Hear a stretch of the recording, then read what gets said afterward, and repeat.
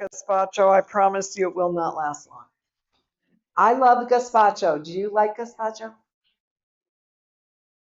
Oh, it doesn't have that much in it. Try a bite. Oh, we need spoons out here. Oh, they're coming. I'm sorry. I just thought you weren't going to try it. I was going to say, ask Mikey. He likes everything. Sorry about that. You have to taste it. Okay, those of you who have tasted it, do you love gazpacho? It's good, isn't it? And it's just so refreshing when it's hot outside. Oh, excuse me. I do want to tell you that you want to put herbamare or salt. How many of you know what herbamare is? Okay, herbamare is a seasoned salt, and I really like herbamare, but you can just use regular salt as well, but it needs a little bit of salt as well, and that's in the recipe. Okay, any questions about that? If it's too much garlic, just add less garlic. Yes, ma'am. Herbamare. It's a seasoned organic salt, and every ingredient in it is organic. And they sell it at Food for Thought. You might find it at Publix. I didn't even think to look because I went to Food for Thought first. Okay, Food Food for Thought is literally 11 miles down the road on this highway, this main highway. Yeah.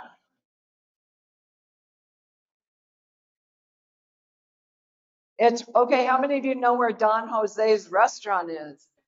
It's real close to that. And it's not far from the Publix, but it's on the other side of the street. Okay. That's the far Publix?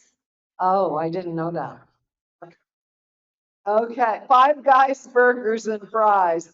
They didn't last long in Ardmore, Oklahoma, let me tell you. They were all coming over to my place to get veggie burgers. Okay. Now, when you get Yes, please, please, please take it around. And if anybody wants more, they can have more. Just save a little bit for me and Melissa to have later on. Okay, we're going to look at the flax.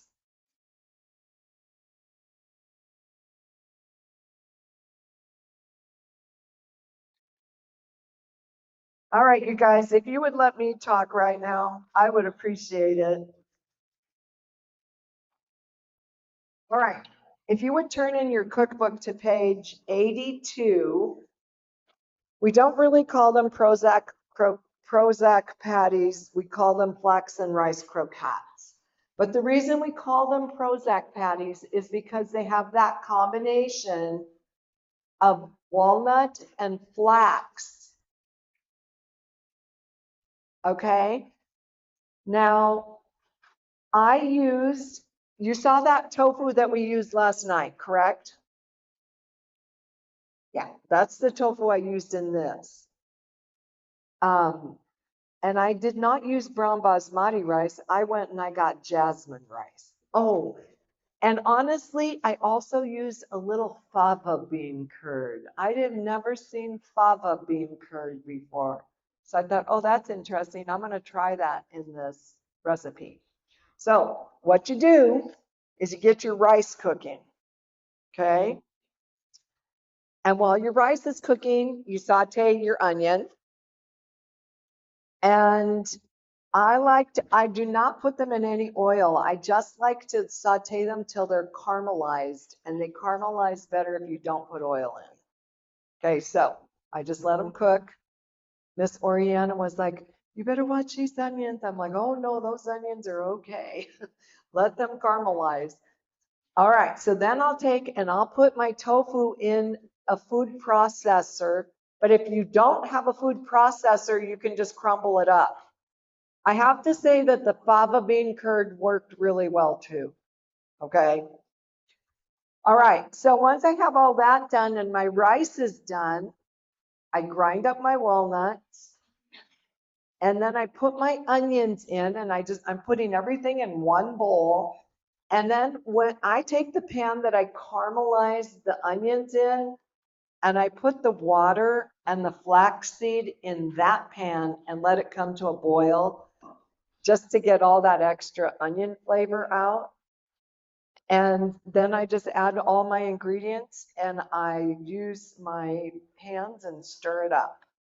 Okay, and you're going to add garlic, onion powder, garlic powder, pizza seasoning if you have it. If you don't have pizza seasoning, use some Italian seasoning. If it feels really moist to you, you don't need to add any other milk. If it's already moist, don't add any extra milk. And then I'll tell you what we do. This is one of those things that people historically have really liked. And it's another thing that my daughter always tells me she wants because it makes her feel really good. So historically, what we do is we make the patties. You're going to put them on a baking sheet. Form a nice patty, bake them at 350 for about 20 minutes, turn them over, bake them for another 5 to 10 minutes. And if you want to freeze them, at that point, you can freeze them. Okay. I would freeze them once they were cooked.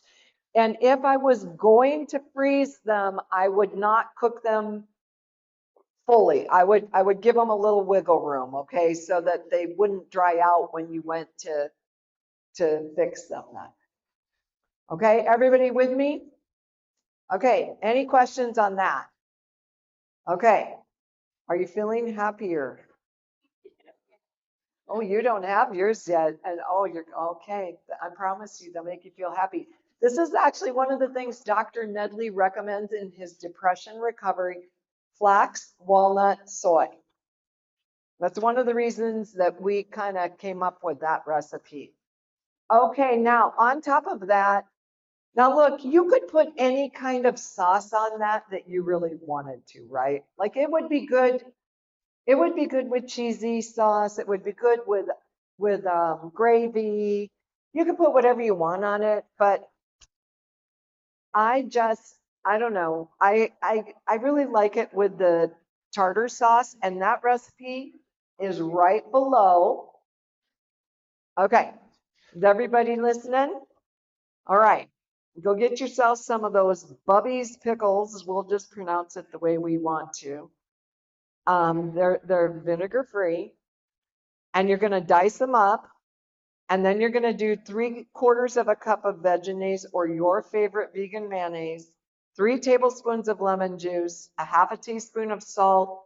You can put a little granulated garlic in there, and I would add a little sweetener to taste, just a little bit, just to kind of bring the flavors together.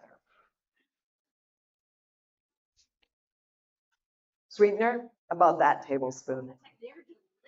I'm glad you like it. Okay, now the gazpacho wasn't that bad, was it? Not for you, huh? I love the gazpacho. Hey, there's more. If you want seconds. Well, you can leave the cilantro out. And I meant to grab a bowl for you that was cilantro free. The problem is that it was kind of hectic today. Okay. Okay, good, good, good, good.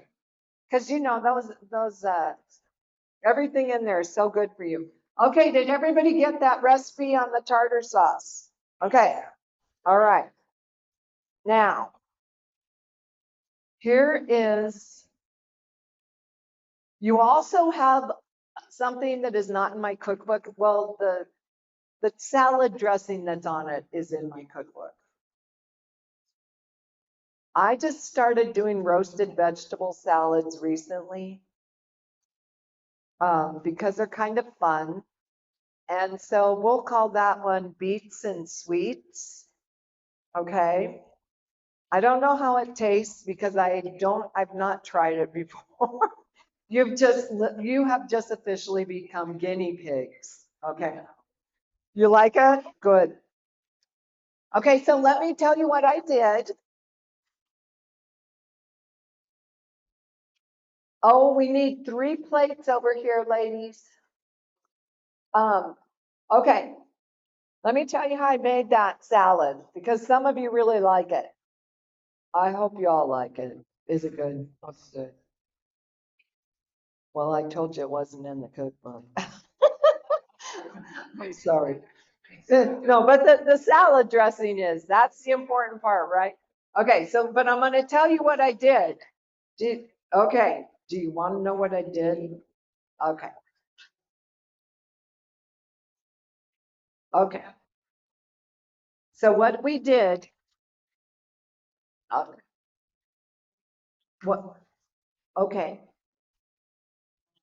hang on just a second. They need some knives too out here, ladies, please. I'm so sorry that I got over here about 5 till 6. Do we have any knives, Melissa? Okay, thank you, son. Never mind, keep on it. Thank you. But I still need some plates over here. Oh, thank you. Alfredo. I, I think Alfredo. Uh, uh, Melissa, can you look at me, please?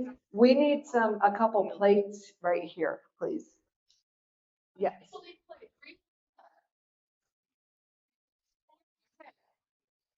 Okay. All right. So this is how I made that salad. By the way, just because you're all being so noisy, you're going to have moose poop for dessert. And you think I'm joking. Okay. We have ways of dealing with people like you. All right. All right. We're going to go to page 148. And I'm going to tell you how to make this salad. And I'm just going to tell you one more time that there's a little bit more of the gazpacho if anybody wants it. Okay, so I cut up equal amounts of sweet potatoes and beets. Oh, here's the gentleman whose cell phone. Did you leave a cell phone here last? No, okay, it's not yours. Okay. Okay. All right, so I cut up equal amounts of sweet potatoes and beets, and I added onion, and I threw in a couple of potatoes just to kind of stretch it out a little bit, but they were the little tiny red potatoes. And all I did was put a little bit of salt and a little bit of olive oil on there, and I roasted them at 350 for 1 hour. Okay, that's all I did. But it's all in the dressing, and the dressing is on page 148. And it's called maple mustard dressing, and there's no mustard in it. I do have a recipe for mustard in my other cookbook that has no mustard too, that's really good. Okay, so in a blender, we did a half cup of olive oil, quarter cup of lemon juice. Who still needs a plate?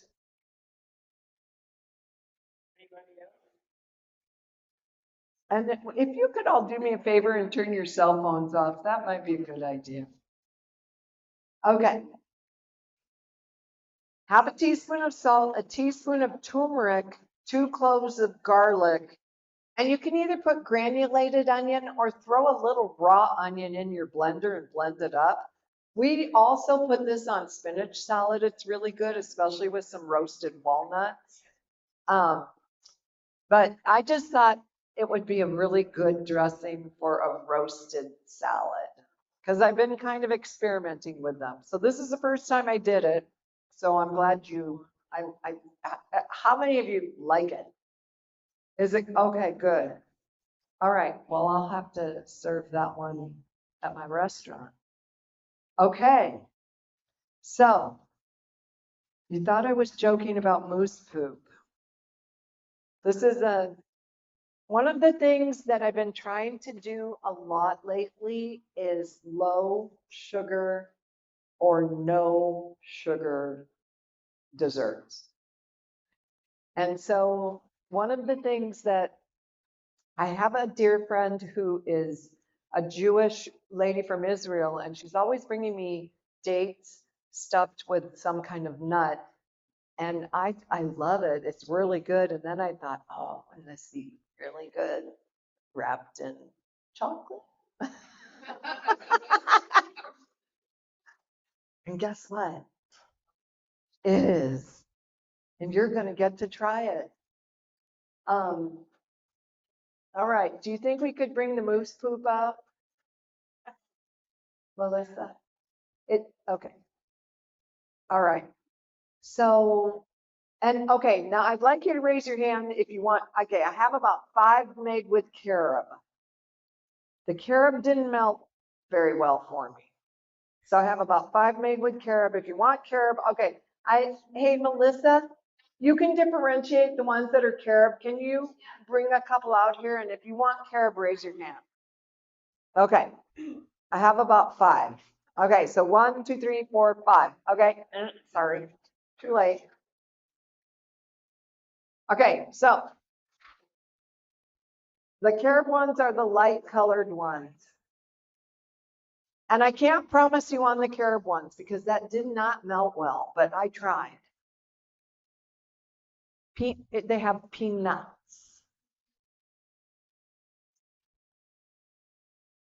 I bet the peanut butter is really good too, but we stuffed them with peanuts. Okay, so if you want carob, those aren't carob, those are chocolate. That's chocolate. Penny, this is chocolate. Okay, watch, you'll see. Come here, honey, with those carob. You can tell because the carob is not really dark. Hey, I need one over here. I need one over here, please, for this lady. Do you want, Mary? No, she just. okay, well, there's a chocolate. Okay.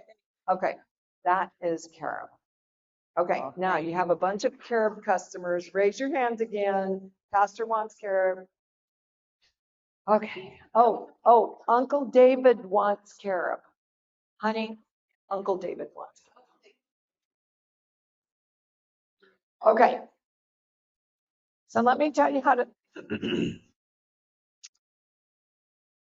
let me tell you how we did this. It's very easy. I would get the dates that are really soft. They had nice ones. I think we got them actually even at Walmart. All these has good ones too, I understand. I think they're not quite as big, but they're nice. So we just it's a very simple process.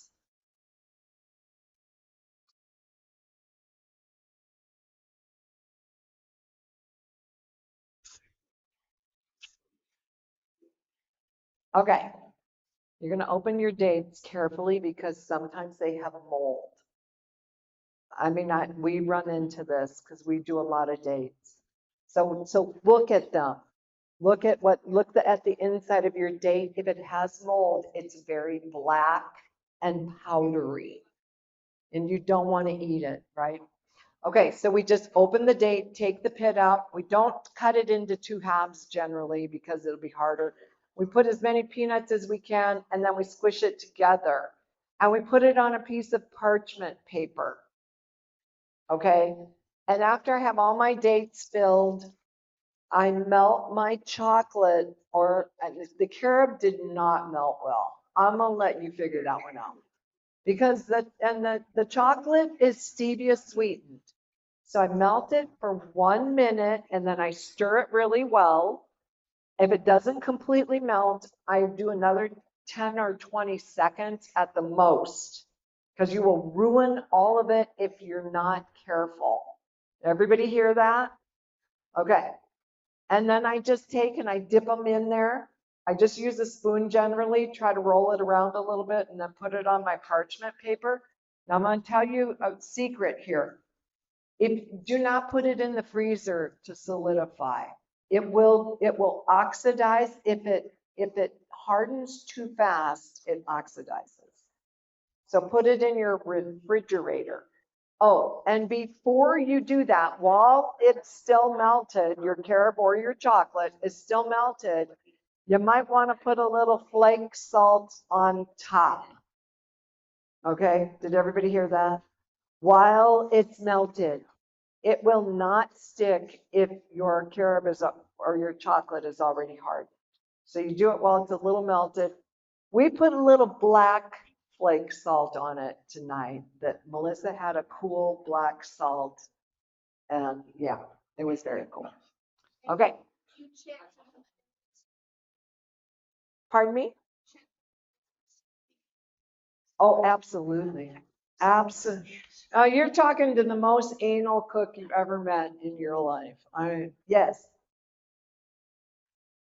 this is not, you're getting extras tonight. Loose poop is not in the cookbook, but it's so easy to do, really, right?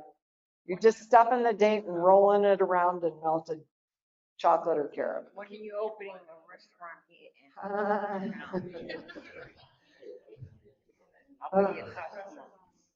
Yes, ma'am. Yes. Are you feeling happy?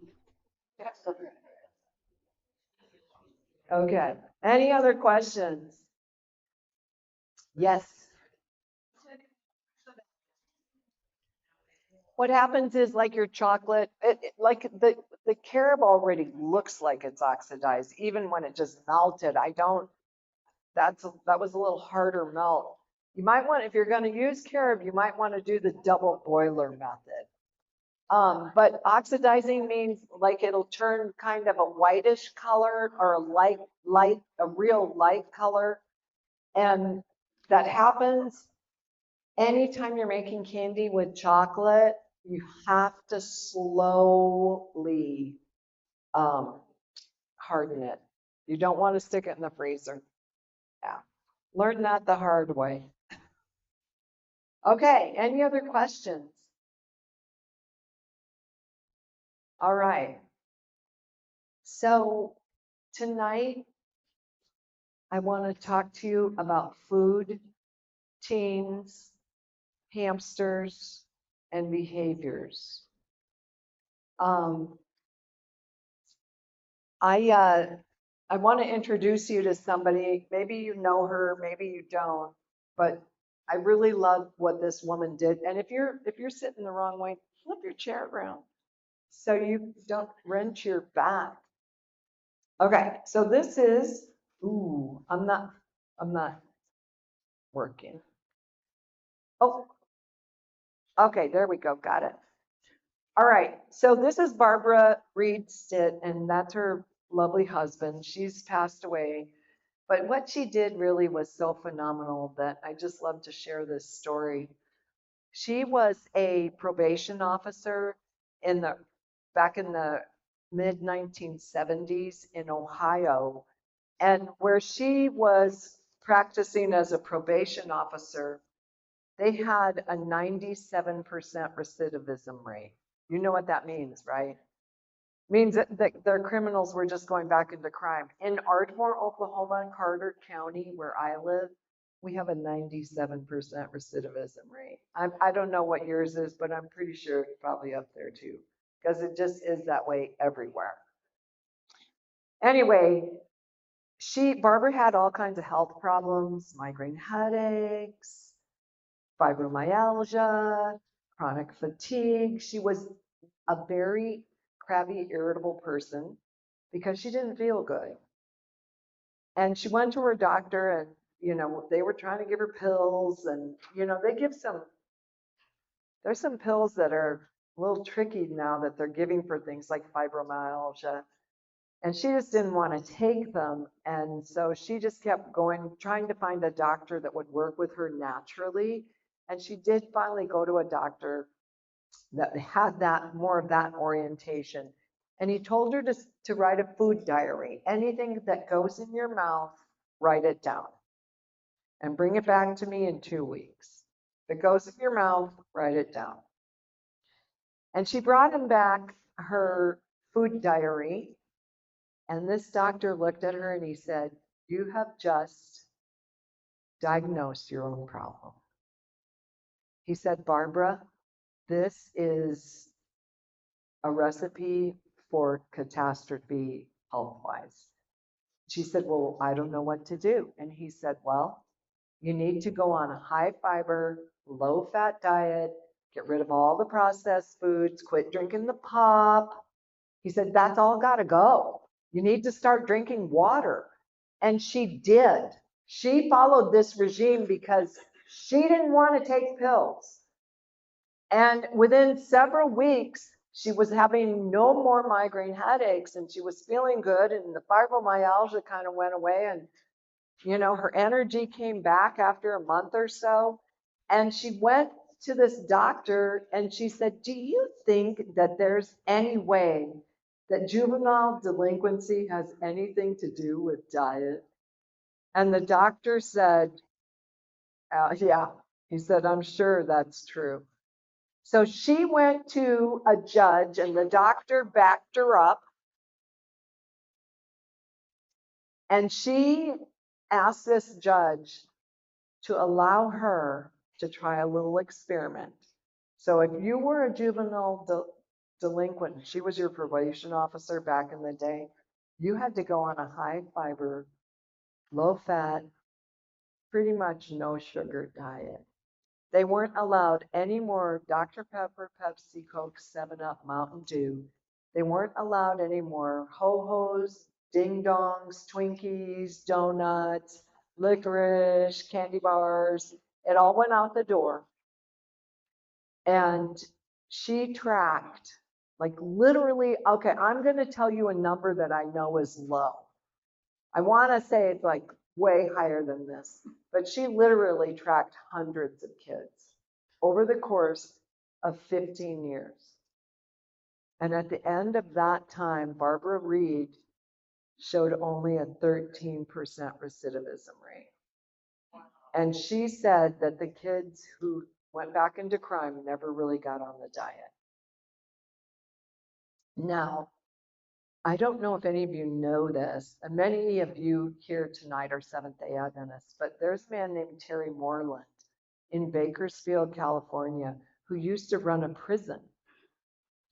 And they had two sections of the prison. And one section, you had to eat plant-based, and you got a really healthy plant-based diet.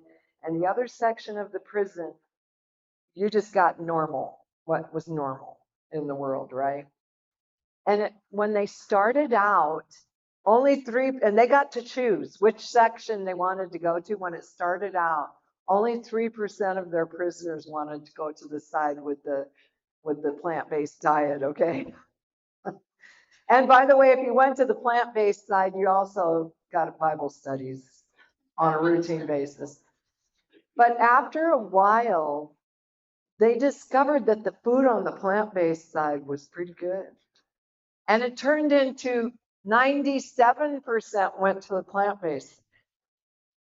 And on the plant-based side, they had 0 violent incidences. On the regular food side, they had the normal amount. Now, Barbara Reed also did this experiment in an alternative school. They went to the school board when she and her husband moved to, I think Appleton, Wisconsin. And she went to a school board there and she said, hey, I'd like to take the dietary over in one of your schools. And she told them who she was and what she'd been doing. And so they gave her an alternative school. Now, you know what that means, right? Like these are the rough, nobody else wanted them, exactly. So they put them on a really good diet.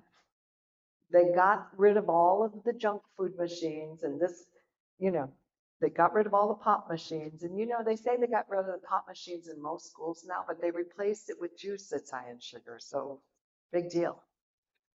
Anyway, they set up this huge salad bar. I actually saw a video of this. It was kind of cool because the kids were flocking around this salad bar, right? And at the end of the year, the principal is on this video and she says, you know, every year I have to fill out this form. How many violent incidences, how many drug arrests, how many dropouts, how many pregnancies, you know, all of these things. And she said, every year, how many suicides? She said, every year we have numbers behind every category. She said, since they took over the dietary this year, We got rid of the police officer who had to be here 24/7 during the school day. She said, and we had zeros behind every category, even the dropout category. And I share this with you because I don't really think that we really realize, right? Really, you know, at least at my Walmart, they've rearranged our Walmart in Ardmore, and I try not to go there very often. My husband, God bless him, goes there for us if we have to pick something up that we can't find in our store. But the last time I was in there, I was like, wow, they have taken this candy aisle and they have made it as long as from that wall to that wall, and you have to go buy it to get to the registers. Well, see, this is really a problem. All this sugar, all this junk, all this nutritionalist food that we even put in our bodies at times, right? But that our kids put in their bodies a lot is affecting their brain. And this is what Barbara Reed had to say about it. The American way of eating is precisely the sort of diet which will cause brain malfunction. And if your brain isn't functioning, friends, then I have to tell you that you might not be a nice person to hang out with, right? And these things can turn around. We can turn these things around, but I want to show you kind of what's going on. So sugar consumption back in 1821 was 10 pounds per person per year. I checked on this last year. Okay, so that would be 2023. It was Americans were consuming approximately 57 pounds of sugar per year per person. Yeah, I mean, you know, and listen, I'm going to tell you something that really makes me crazy. We put more minerals and vitamins in dog food, horse food, and cat food than we do in people food. Okay, it makes me crazy, and that it doesn't take much, I'll admit, but. Okay, the average American drinks 45 gallons of soft drinks per year. Now, how much sugar's in a soft drink? It depends, but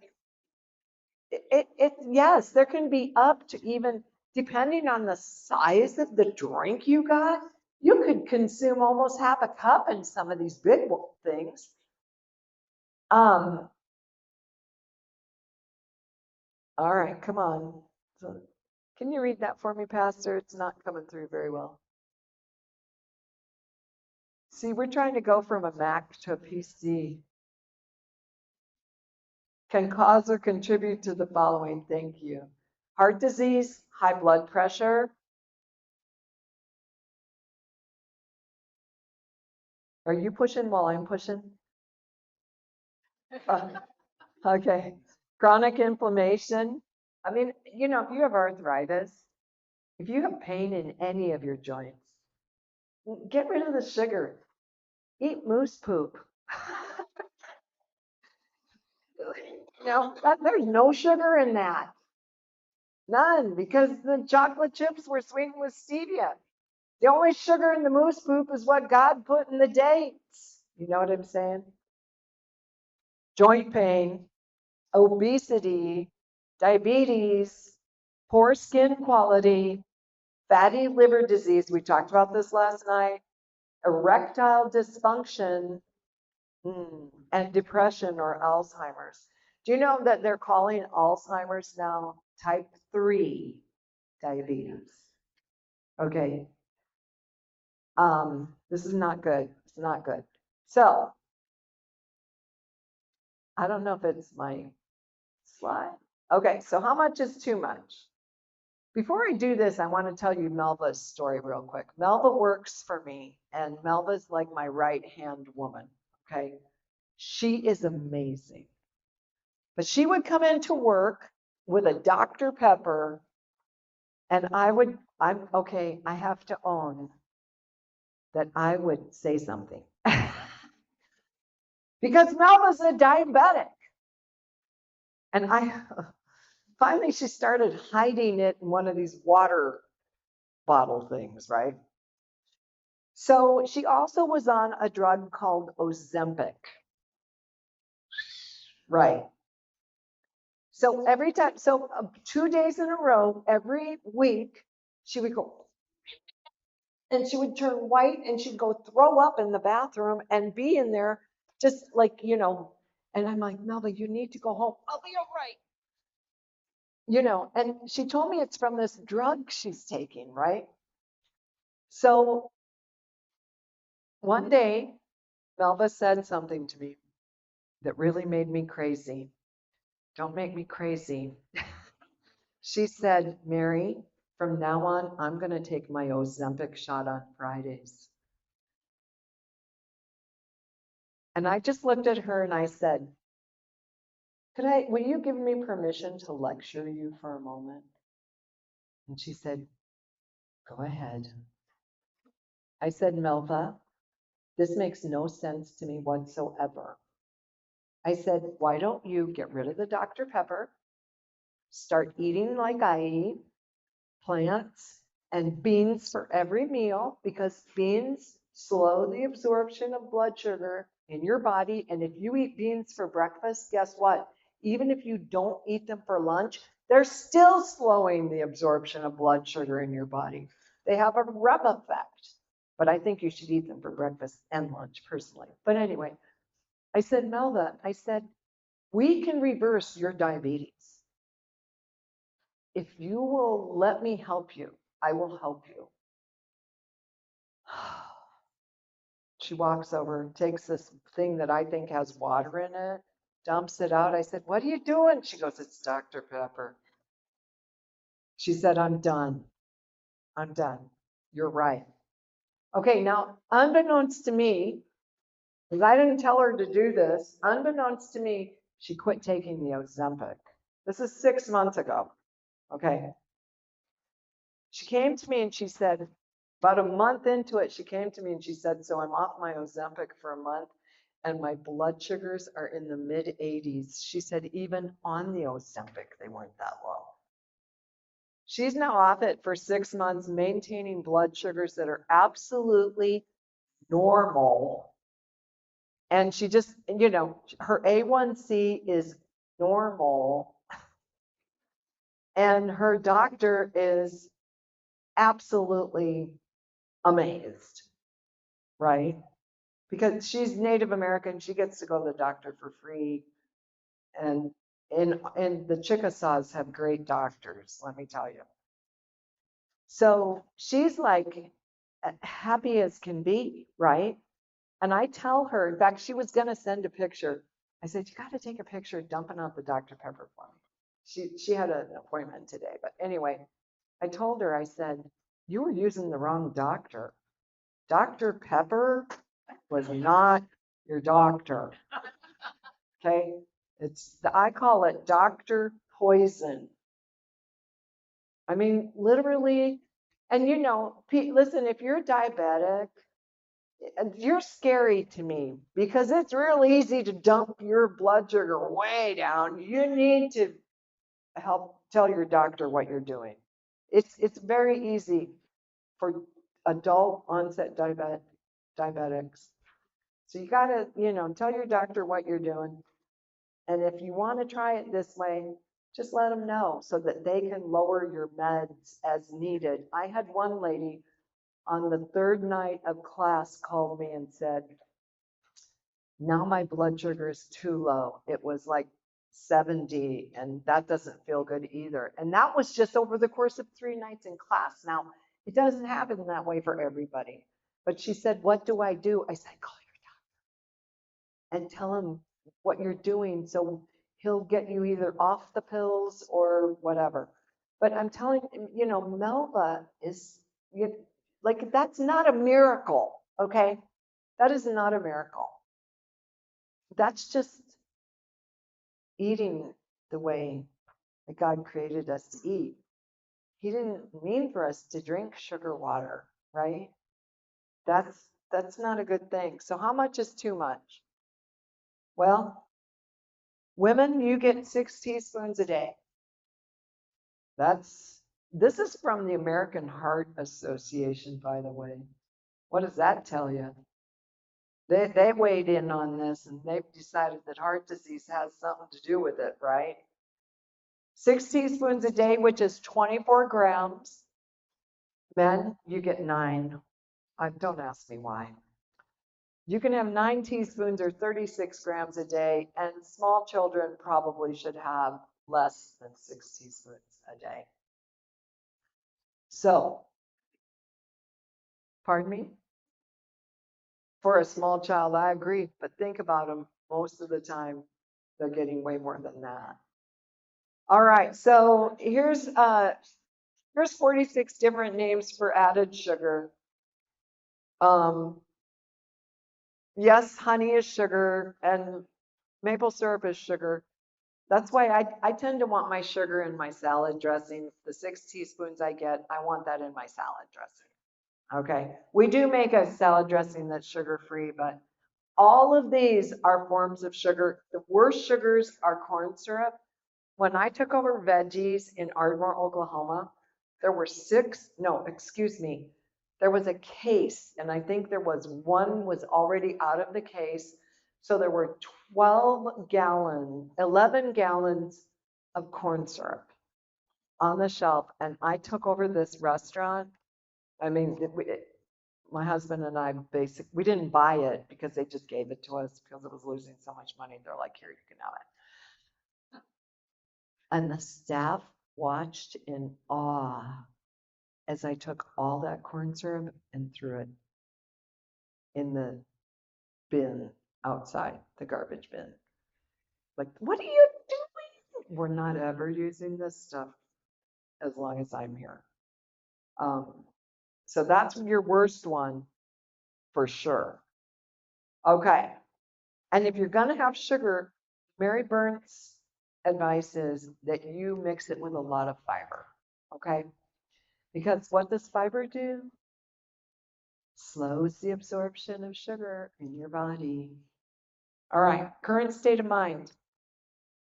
We'll see how if this came across. This is according to the National Center for Health Statistics. Some of these statistics are a little old, but I actually, updated them. Okay, National Center for Health Statistics found that antidepressants are the most commonly used prescription drugs for adults between ages 20 and 59, followed by pain medicines and drugs to lower high blood pressure. Okay, so antidepressants are a huge market. Now, I'm not suggesting anybody pull off an antidepressant. Please don't walk out of here and say I said to do that, because I'm not.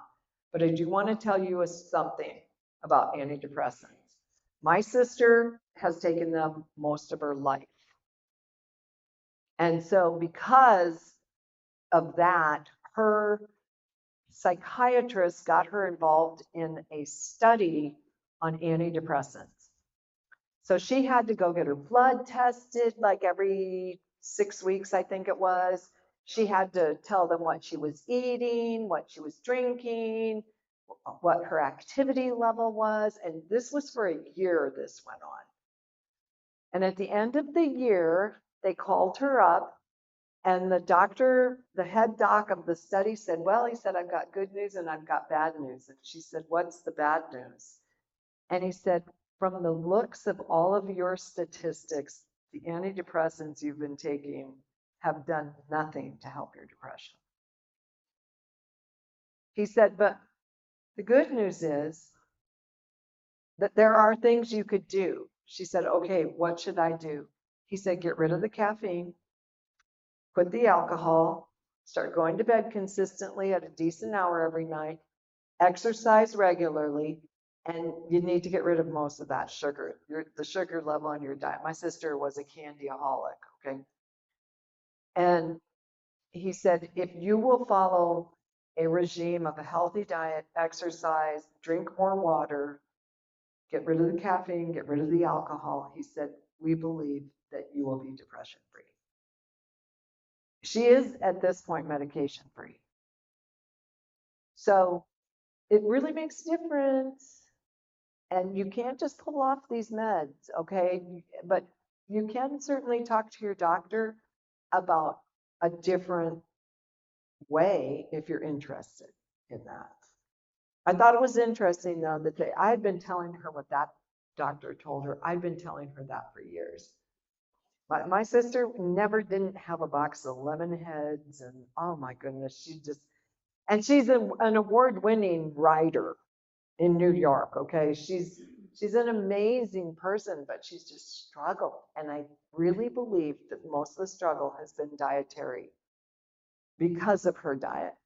Okay, between October and December, just 2 months in 2020, there were 20.5 million prescriptions filled for antidepressants.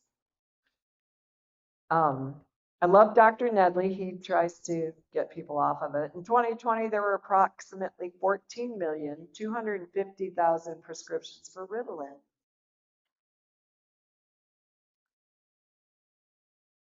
Okay, now I might get in trouble for saying this, but hyperactivity is not a deficiency of Ritalin. Thank you.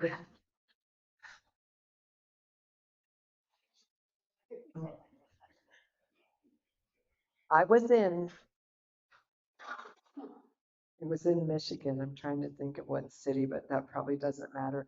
I was doing a class and there were probably about this many people, maybe 20 more people than this at this class. We had a huge class.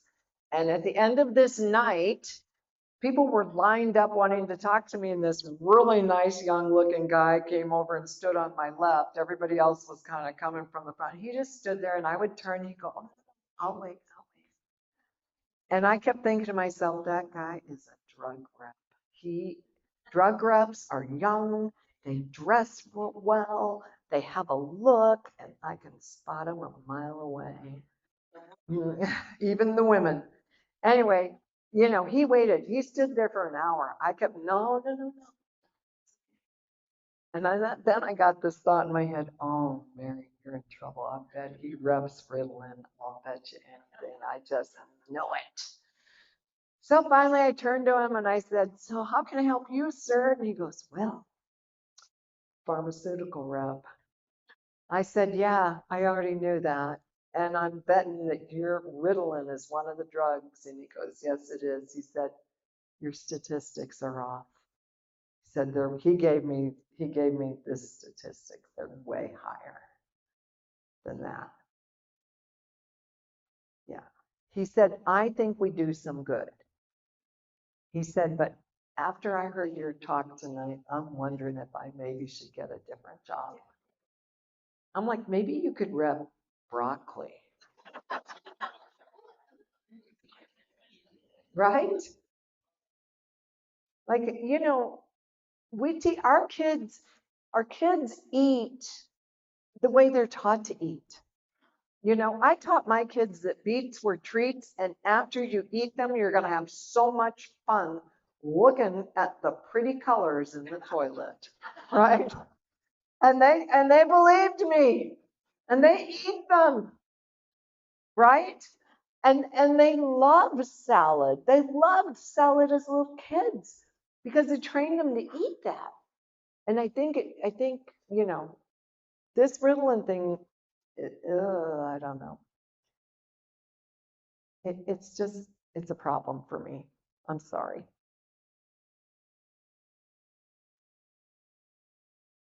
Well, come on. There we go. So study after study, maybe you already knew this, indicates a downward trend in our cognitive ability or our ability to reason and think in the United States. And do you know, recently I saw where we're so far down the scale,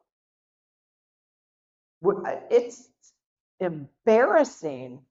SAT scores have declined every year for 16 years, and we're, as of 1980, the lowest in the 50-year history of the test. And I'm going to tell you about this. I was in Florence, Oregon doing this class, and a man I actually used to do this section on the third night. He walked in on the third night and I hadn't seen him. And he was very like distinguished looking, right? And he jumped up and he stood in the middle of that class as I was talking and he said, "You all better listen to this lady because she's got this down." And I thought, oh, that's kind of fun. I have a live one. So at the end of the class, he came to me and he said, "Mary," he said, "I'm so sorry." He said, "My name is so and so. I'm a retired Air Force colonel." He said, "When I retired from the Air Force, I went back to school and I actually got a PhD in education. And what you're talking about tonight, that has become my life study." He said, "I call it the dumbing down of America." He said, "And you watch in 5 years, they're dumbing down the SAT test, and you're going to hear that the scores are higher than ever and right on point." Right on point, because I was in Ardmore, Oklahoma. I had just been there for 5 years. I was listening to the news as I was driving to work, and I heard exactly what that man said I would hear in 5 years. Right. Do you attribute autism or Asperger's to diet and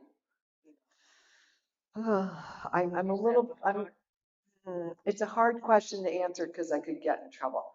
But I think there's a lot you can do for it, and we're going to talk about that. We're going to talk about that tomorrow night because I have a young man that we work for. There's a lot to do with, I will say this. Maybe I can stay out of trouble saying it this way.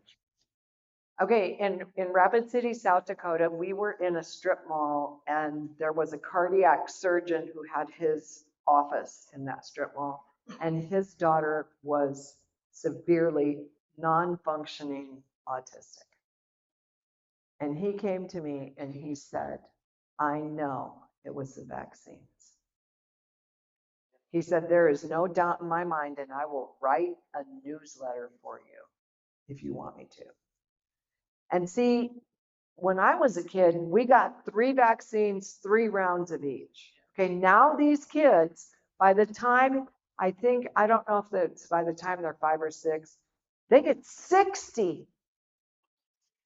60. And it's 3 rounds of 20 different vaccines, I think it is. I mean, and that's a lot. I mean, our body, we do have an immune system. Hello, God put it there. Anyway, so that doctor said that. I didn't say that. That cardiac surgeon said that. The US was once a leader for healthcare and education. Now it ranks 27th in the world. That's from US Business Insider. And when it comes to education, our nation fares worse. We were 38th place out of 71 countries when it came to math scores and 24th place when it comes to science.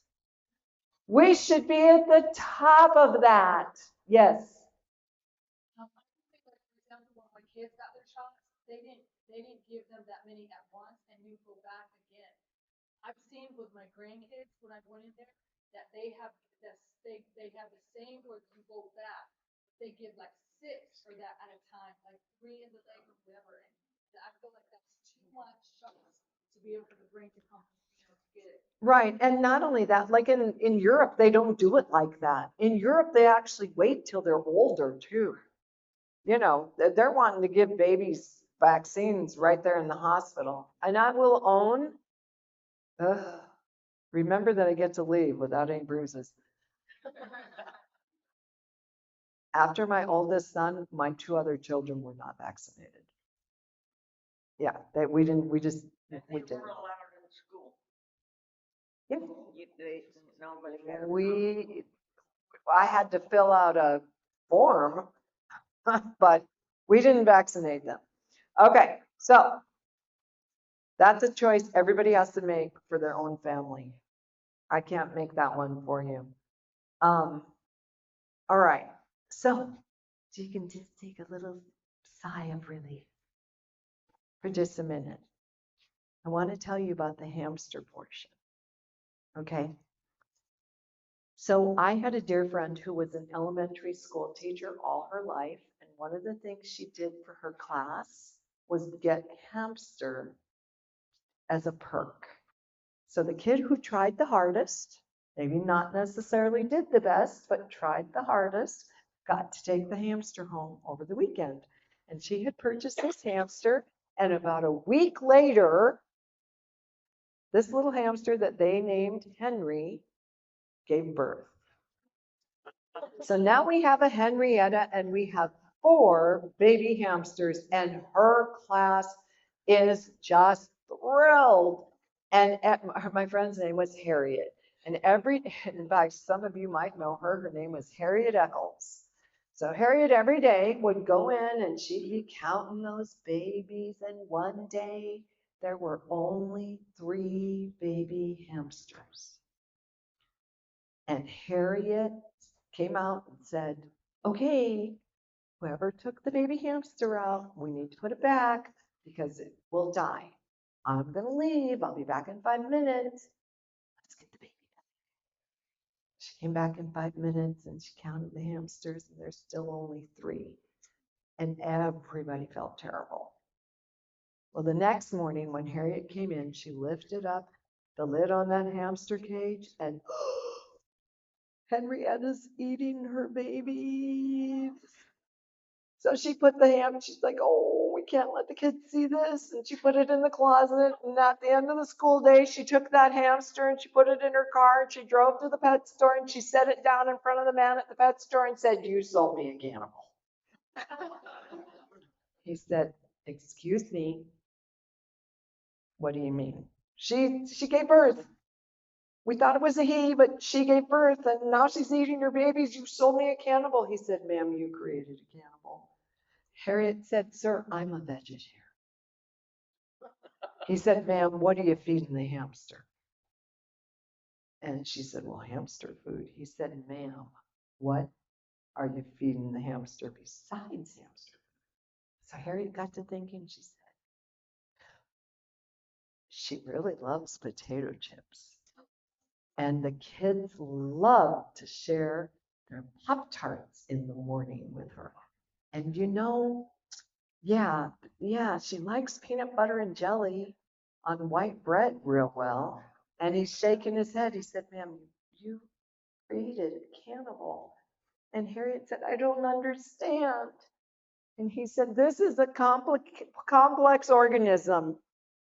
It needs nutrition in order to function. And when you substitute junk food for the hamster food, all it knows is it needs some nutrition. And those babies are the first thing on the diet because you've kind of addicted this hamster to junk food.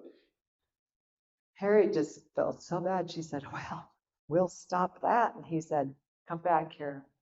Once a cannibal, always a cannibal. He said, I have a female in the back I believe to be pregnant. I will switch out with you under one condition. Harriet said, anything, anything.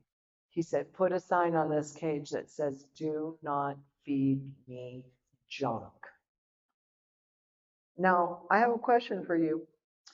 If a hamster is a complex organism, do you think maybe we're more complex than a hamster? My kids went to hang on that thought. My kids went to an Adventist school in Rapid City, South Dakota, and they did this experiment. They bought a hamster.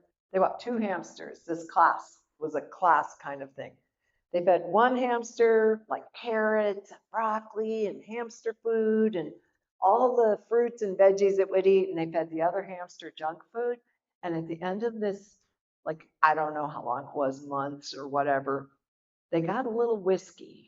I don't know where they got that either, but they got a little whiskey because they heard that this was done at Loma Linda. They put it in the cages with the hamsters, and the hamster on the whole food diet buried it and went to the other end of the cage. Buried it under its fluffy stuff.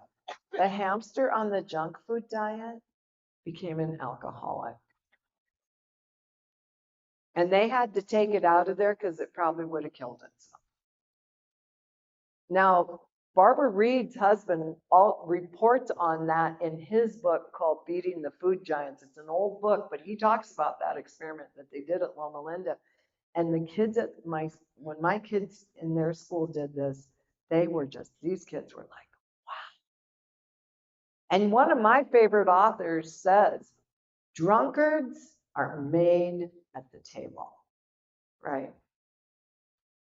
And, we're not hamsters, but I think you get the point. Yes. I guess I have a question. You said that once a cannibal, always a cannibal. But if we eat crappy and we can change our system and stuff by eating good, why wouldn't they? Because they don't have the frontal lobe that you see. It's all about the frontal lobe, right? And who knows? He could have been wrong about that, but he sure didn't want to test the theory. Yeah. And it sounds to me like maybe he had some experience too in that, right? All right, so very important, very important. I never want to be the grandma. Like I'm the grandma that's like, try to save the chicken salad. And I have one grandson who his mom feeds him whatever, and he's had problems. And so I kind of brainwash him. Okay, we horseback ride together. And I'll pack a lunch for him when we're horseback riding, and he loves it. He always loves it. He's like, Grandma, I love your buns. Your buns are so good.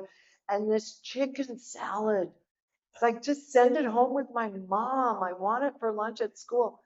And I think to myself, inherently this kid, God knows, right? He wants healthy food. My heart breaks, and it breaks for kids who are eating food at school lunches. Because I don't know if you've ever eaten a school lunch before, but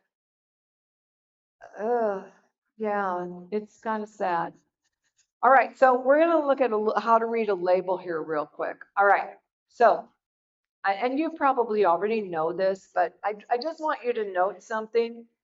A serving size is of Reese's Puffs cereal, real Reese's peanut butter. It's made with real Reese's peanut butter. Doesn't that just sound good?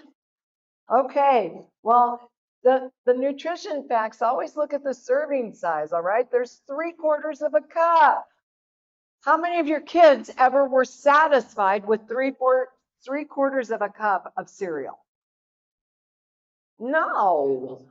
My kids would eat the whole box if I bought it. Okay, so we want to look at this, right? So we know what the serving size is. Now it says that there's 1 gram of fiber in 3/4 of a cup. Now that's really low, okay? It also says that there's 9 grams of sugar in 3/4 of a cup. So let's say your kid ate 2 2/4 cup, that would be 18 grams of sugar right there, right? So you got to think about these things, right? All right, here's the other thing I want you to know. Like, this is funny. How they do cereals is really funny. One time my kids were really hungry, and we always ate like we had our big, when I was homeschooling my kids, we did our big meal for breakfast, and then we did a lighter, more like a breakfast meal for lunch, and we ate twice a day, and that was by their choice. They came to me and said, we want to eat 2 meals a day. I'm like, okay, but don't complain. Because the minute you complain, we're going to go back to 3. But you know what? It was really cool. We all loved it. But anyway, I'm looking for some cereal because we've been out hiking. They were hungry. It was lunchtime for them, which was generally about 2 or 3 o'clock. And I said, okay, Patrick, you watch the kids. I'm going to run into this store and see if I can find some cereal that you guys can eat. And we would always have like walkie-talkies, right? So he had a walkie-talkie. I had a walkie-talkie. And he's like 12 years old watching the smaller kids in the car while I'm in a little grocery store.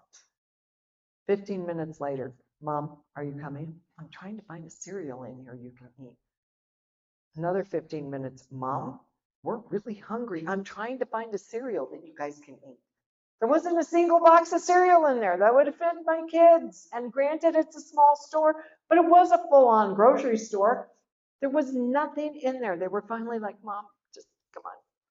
We'll figure something out that we can eat fast. This isn't working for us. These cereals that we feed our kids, they're garbage. I grew up on Captain Crunch. I had a cavity in every single tooth in my mouth.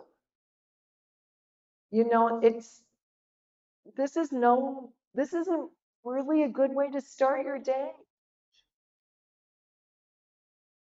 So here's a great thing. Look at artificial strawberry. Okay, so if you see this on a label, oh, by the way, before I do that, so while I was looking at these cereals trying to find one, I found one cereal that literally had sugar 5 times on the label. Okay. Okay. It had sugar. It had high fructose corn syrup. It had honey. It had maple syrup and it had something else. Literally, I'm not even lying, 5 sugars. And they hid it all over the place. So that because we've been so dumbed down, we'll be like, oh, looks good, right? Because, so always read this. And if it says something like artificial strawberry, I just want you to know what that means. Okay. Are you ready? Here are the ingredients in artificial strawberry.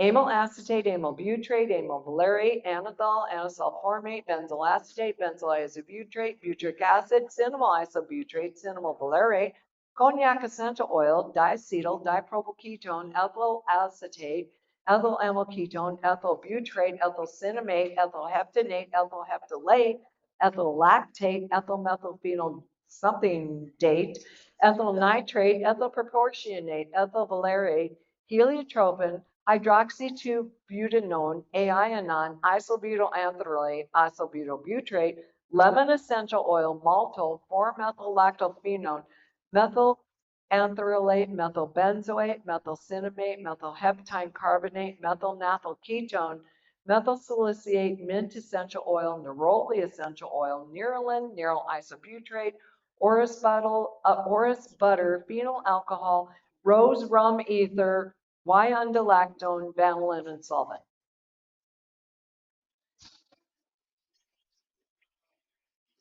Does anybody notice anything funny about that? There's no strawberry, right? I mean, okay, so this is like if you love strawberry Twizzlers, if you love strawberry milkshakes, if you love anything that says art, if you love Jello,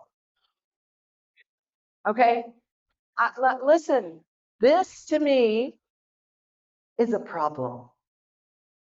Okay. And if you want it to taste like strawberries, let me tell you what you can do. My goodness. Yes. It's just insanity.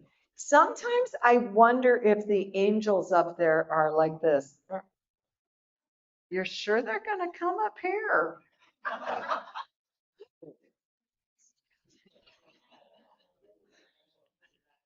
Okay, so if you take artificial strawberry flavor, you add a lot of sugar, some gelatin, and then let's put some artificial color in it. What do you think you have?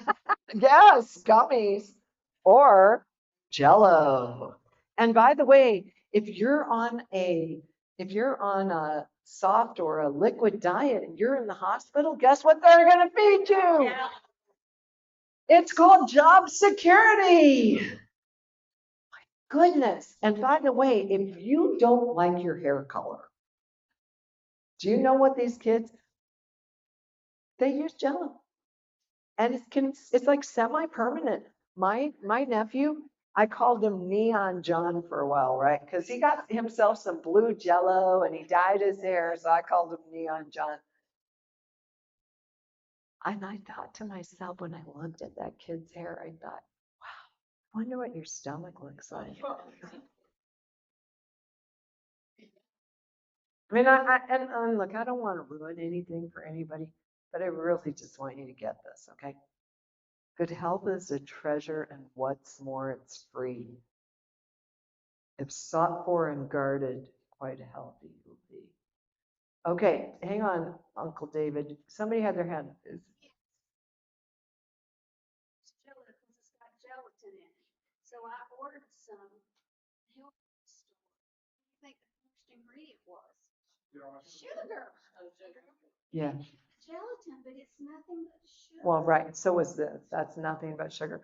We ordered something called from a company, I think it was called Planet Harmony or something like that. We thought it was a vegan jelly something. Anyway, and it had gelatin on it. And I called them up and I said, wait a minute, the name of your company. She goes, well, we only use the finest horse hooves. And I have to tell you, I own horses. Do you know what it smells like when they clip their hooves? It's not good. All right. Well, here's another great one. I think they're doing less of this, but this is like, okay, partially hydrogenated oil is poison. And that's really, look, okay, that's why I don't think you should eat coconut oil, a lot of coconut oil. Maybe a little bit is okay, but don't use it every day because it's really naturally partially hydrogenated. They put this in food for shelf life. So at this class I told you about I was doing in Florence, Oregon, we had a young kid. His name was Wade Caves. In fact, he gave me his class project that he did on being vegan, right? He was so proud of himself. He goes, Mrs. Burnt, you're so right. My dad had a Twinkie in the glove box of his car for 3 years, and I fed it to my science teacher, and he didn't say a word. He just ate it.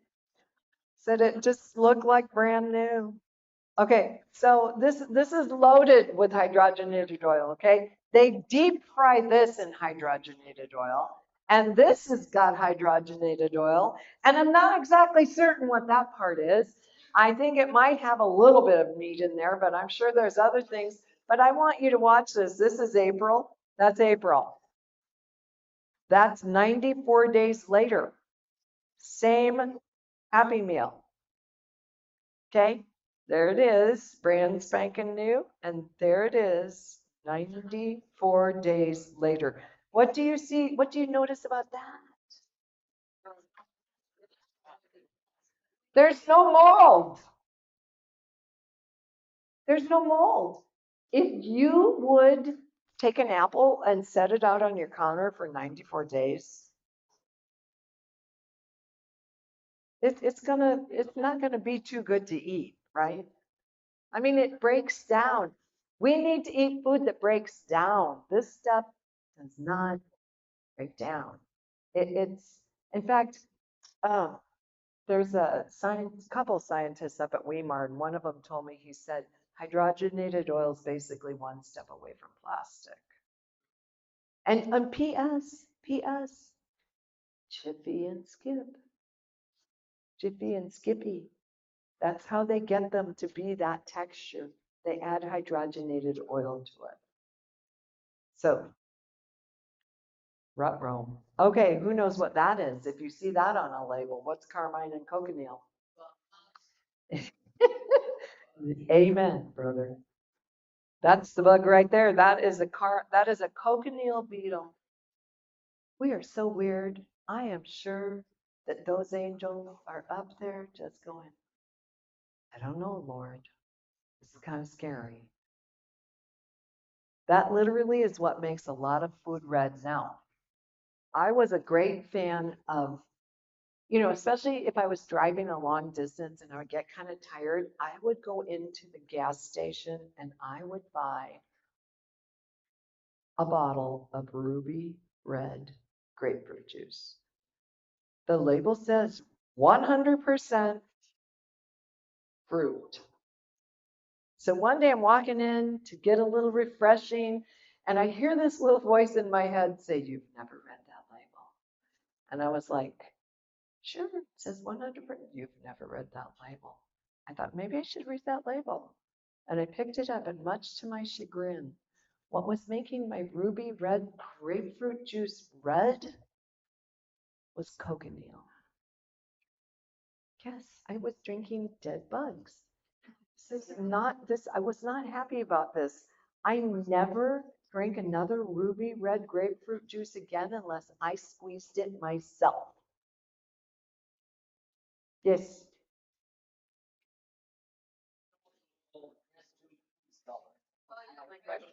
Oh, I'm sorry, Uncle David. I forgot you. It's also called red dye number 2. Red 40. Okay. You know, and I just, we, oh, yes. Let's say it again.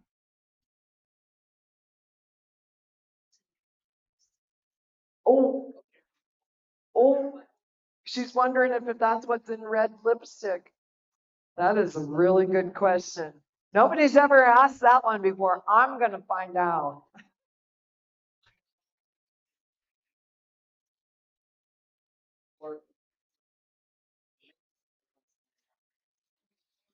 Wow. Wow. Okay, well, let's say goodbye to cochineal beetles and not eat those anymore. How about this? Bill Gates thinks that we should all start eating those. Okay? I mean, come on now. He's raising crickets by the billions. And it's the new chicken. Yeah, exactly. And it's going to be called Akita protein. Read your labels. Okay? I mean, I don't know how you feel about that, but I'm not interested. So, now this is another problem. I know this picture isn't very pleasant, so I'm just going to show you one more. And then this is a real picture. That was not. Okay, I'm going to get that picture off of there.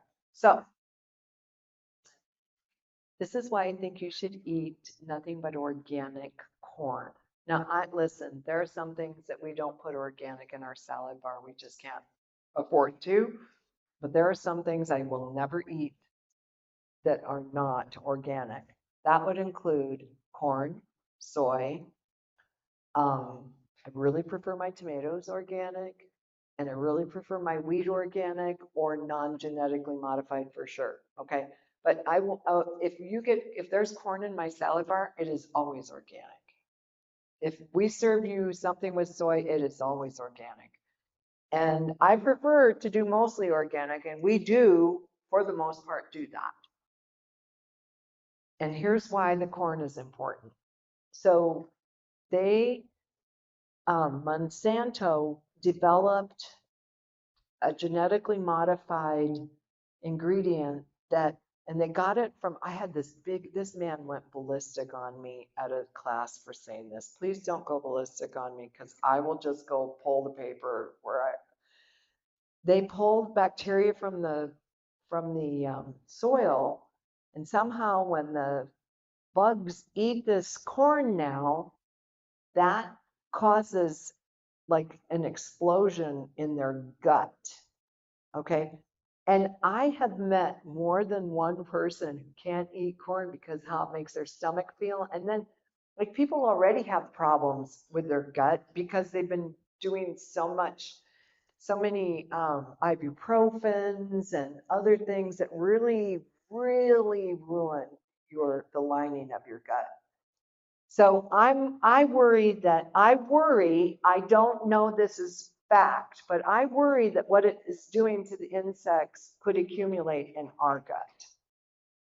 And there's worry enough about it in France that they don't allow genetically modified corn or Monsanto stuff. And what they found was they put those rats on that, like they let them to eat that Monsanto treated corn. 87% of the rats develop multiple tumors. Yeah, it's a crazy study. And one other thing about that study, they were mainly the female rats. The female rats had the higher rates of cancer. So I just don't think it's worth it, really. Something really went awry in our world when it came to food. And when we allowed things to start being genetically modified, we were really playing, we're playing God, right? So, yes, sir.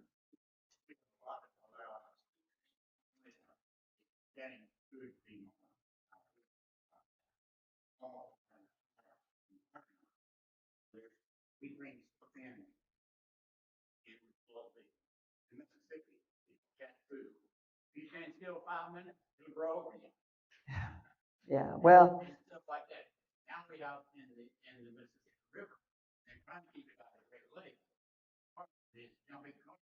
yeah,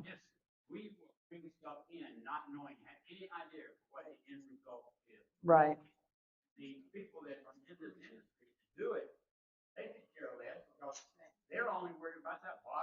They're making money. Well, what do you think about this? Wheat flour versus whole wheat flour. I mean, they both just sound kind of good, right? But I want to show you something. So I could get in trouble in this crowd with this one, but I'll take my chances. Come on now. Of the 25 ingredients lost when whole wheat flour is refined into white flour, 5 of them are chemically sprayed back on. The industry calls this enriching. I call it, I think that's an oxymoron. I call it enrobbing. Okay, come on. You can, am I at the end of my boat? Do you suppose the clicker needs a new battery? Oh, here we go. Isn't that cute? So Melissa, would you loan me $25 tonight? I would totally loan you $25. Okay. So Melissa's gonna loan me $25 tonight. Tomorrow night, I'm gonna bring her 5. How enriched is she gonna feel? So here are the percentage of nutrients lost when whole wheat flour is refined. Are you ready? You lose 25% of the protein. That doesn't sound too bad, but you lose 95% of the fiber, creating many a crabby guy in this world.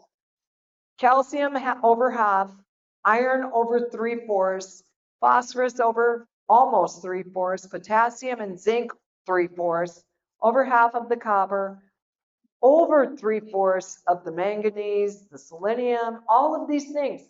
Do you think you need these nutrients? Okay, now I'm going to tell you something right now. When I was a kid and we needed glue, we mixed white flour and water, and that was our glue. And I'm going to say this, and I'm going to take a risk of making somebody mad, but please don't get too mad at me, okay? Gluten flour goes one step beyond this. And I know that for a fact because I've called mills.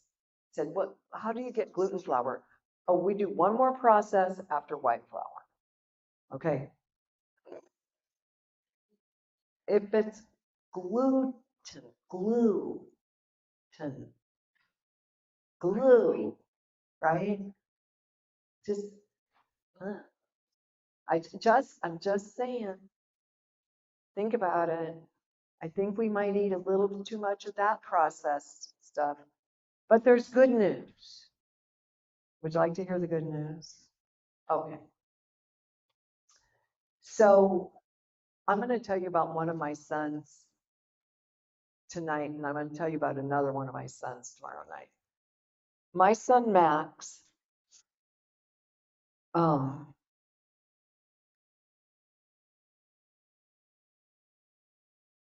I would say is probably considered brilliant. He was, he went into the Air Force.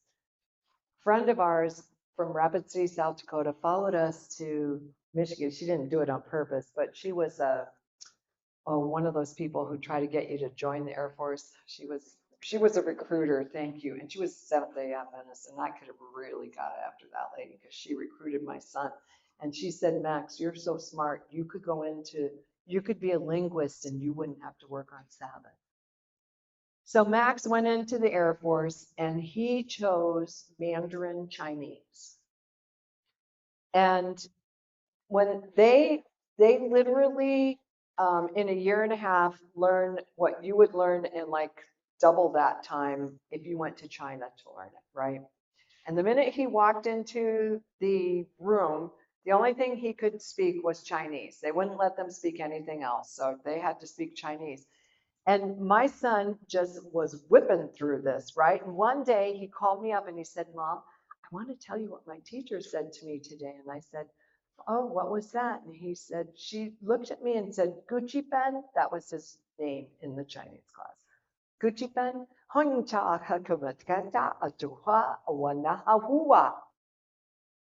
like, oh, that was really interesting, Max. What does it mean? He said, it means Gucci Pen. Why are you so smart? I said, oh, that's a good question. What did you say to her? And he said, I said, "Konkatra mujihato ada aluhana hawawa." I said, okay. It's a great answer. What does it mean? He says, it means because my mother fed me well. My mother fed me well. Now, he's the first white person, Caucasian person, to graduate or to pass the final test the first time. And he graduated the top of that class over kids that had Mandarin speaking parents in them. Okay. And I have to tell you that he attributed that to our diet.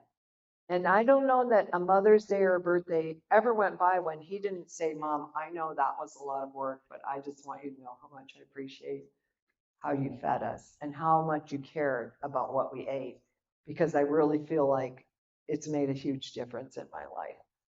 Now, I have another son that I didn't know better when he was born. Okay, he's 7 years older than Max, and he started out not doing that well. But when we switched the diet, everything changed for that son too. Everything changed. In fact, tomorrow night I'll tell you a little more about that, but he literally went from being learning disabled to having, to doing at grade level and above in his classes. And see, that's the good news, right? We're so fearfully and wonderfully made. We can change. We can change. And there's a whole study now called epigenetics. We can even change our genetics by eating. It's powerful. And why wouldn't we, right? See, we don't have to be products of the food companies that are making tons of money and really don't care about our health. We don't have to buy into that, right? It's all a choice. Yes.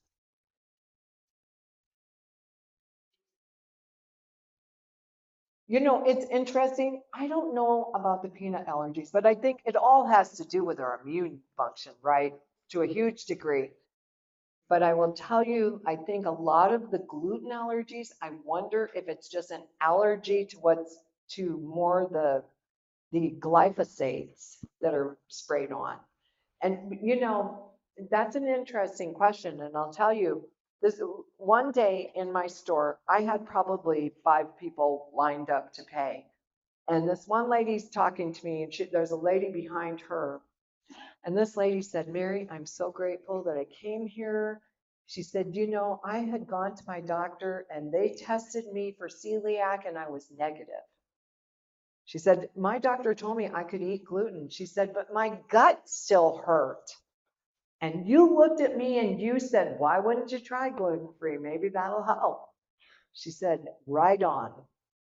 She said, the minute I went gluten-free, my stomach stopped hurting.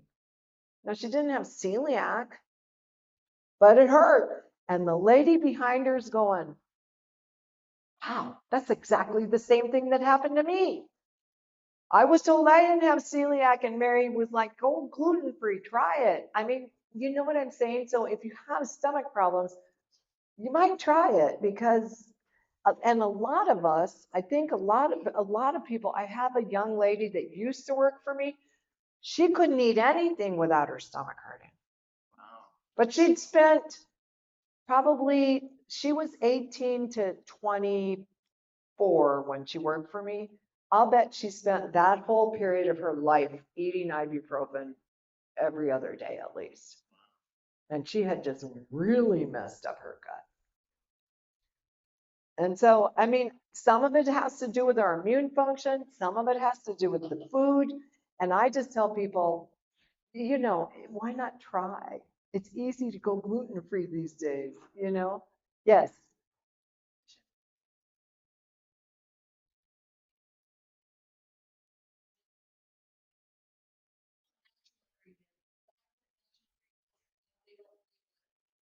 Yeah, that natural ingredients are very scary. They can be natural ingredients, can even include blood. I mean, that's natural. I mean, yeah, it is scary. It's scary because they don't have to label it. Go ahead, David. Yes, yes, natural flavors.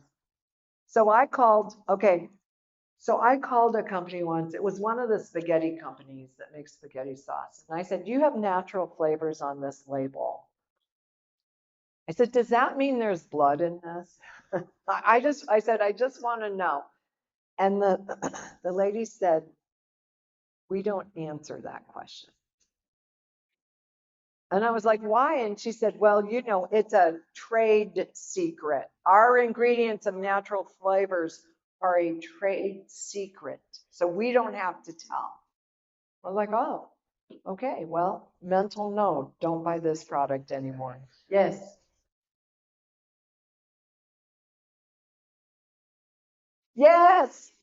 No, oh no, is it that part or is it the male organ? Yes, yes, it's some disgusting part. I mean, I don't want anything to do with eating beavers, do you? I mean, and see, this is why we go for as this is well for one reason. This is one reason I make all my own sauces. I, we're so careful at veggies because we just we want to contribute to health of people and not harm them. Yes,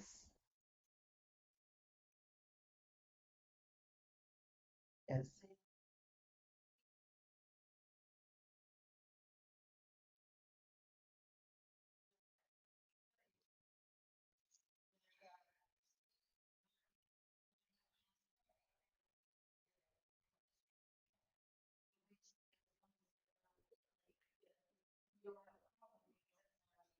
Right. And it's probably also an heirloom.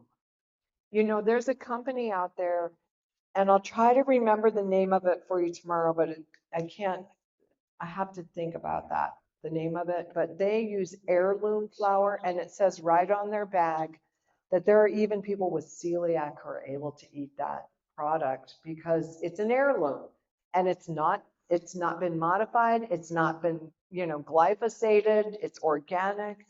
And listen, FYI, I do eat gluten and I make our bread and our buns at Veggies for our hamburgers out of gluten, out of flour with gluten, but I always use non-genetically modified. I get it. I like Montana wheat. Montana wheat is a very good wheat. And I know that company, I've used them for years. And we have found that the people that tend to have problems, now not celiac people can't eat that wheat, but people with just gut problems in general tend to be able to eat it. Yes.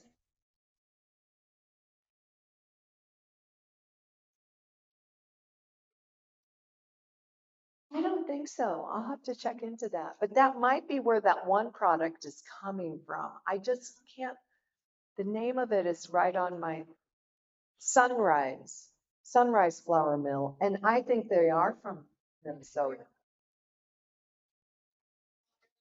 Yes, I think that is Sunrise Flour comes from there. And they make a pancake mix that's wonderful. They make a flour that's really good. Yes. If you're allergic to corn, like you eat yellow corn, cornmeal and stuff like that, there's a blue cornmeal that you can use that people are not allergic to. You know, I was in Forks, not Grand Forks. I can't, anyway, it was right on the border of Canada. I had to fly in this plane that only had a screen between us and the pilot. You could talk to the pilot. It had propellers. Anyway, to get there. Anyway, I was doing a seminar there, and the doctor came to me and he wanted to have lunch with me because he wanted to talk to me about some things. And he said, you know, don't serve me corn.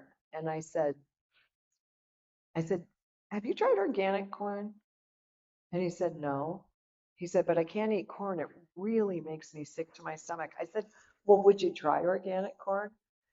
I said, because if you get sick to your stomach, I got something I can give you for that. He goes, okay, I'll try it. And he had the organic corn chips with this haystack I made him. Not a problem at all. And he was like, he was kind of blown away about that. Doesn't it have to be non-GMO if it's organic? Not anymore? Are you sure? Huh. It needs to be both. Okay. Well, that's good to know.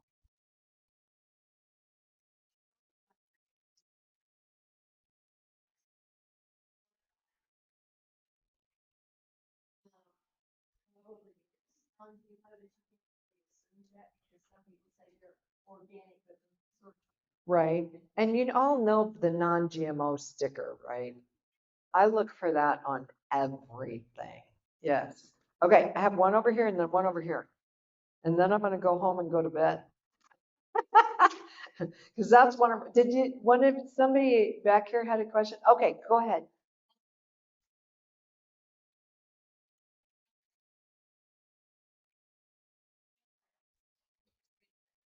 Oh yeah, there's no gluten in corn. Corn does not have gluten. Yeah. Yes, yes, yes, yes. And then you just use a gluten-free, or you can use all corn. You can use all corn in that recipe. Or you can use a gluten-free with that, yes. And I was trying to figure out a way to make y'all pancakes, but I'm just gonna tell you, I'm not whining or complaining because, you know, I would never do that. But it is really a trick to cook for this many people with one oven. So thank you for being kind and gracious. We're trying to figure out things that we can do that, you know, yeah. So tomorrow night we're having breakfast. All right. Yeah. We'll have some good goodies.